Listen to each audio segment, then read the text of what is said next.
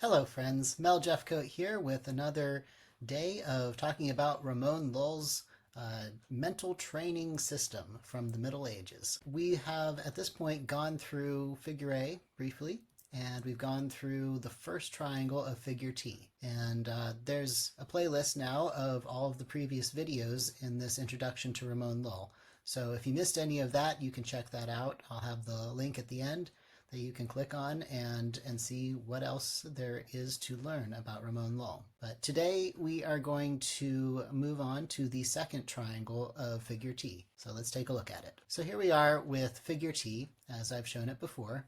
In previous videos, we took a look at this first triangle, BCD, and you can again look at those videos if you want to learn what this is all about. But we're going to move on to the next triangle, E, F, and G. The first thing that you will notice with this triangle is these words underneath the letters, there's only a single word rather than two.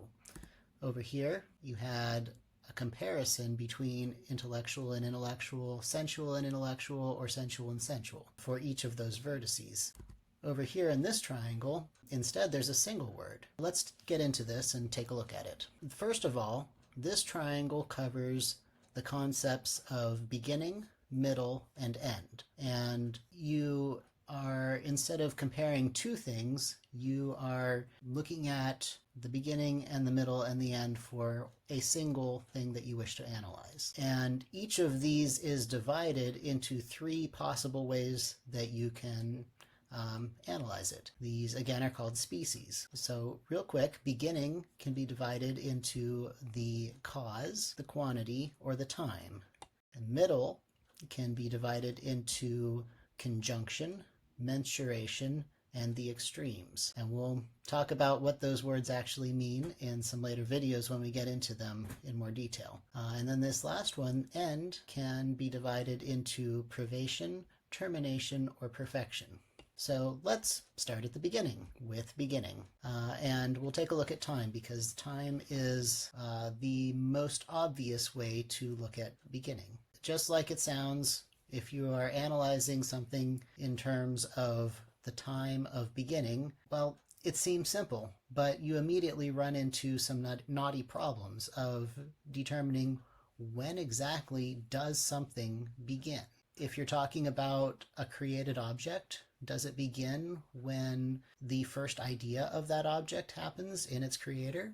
Does it begin when the first design happens on paper or on a computer? Does it happen when the first physical elements are put into place? These are questions that you have to answer in order to determine what is the beginning. And Lull, I don't think Lull gives any clues or any help in terms of deciding when something begins.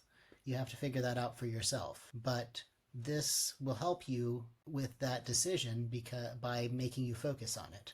If you never think about, well, what time is the beginning of whatever concept or object that you're considering, then you'll never make it clear in your mind.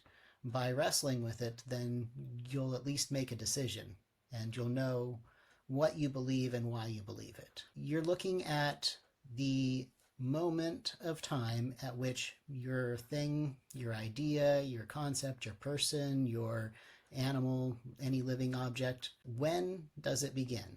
And you have to wrestle with that and come to a conclusion yourself. So next time we'll take a look at another one of these. We'll look at the beginning in terms of quantity and explain that. Thank you for watching.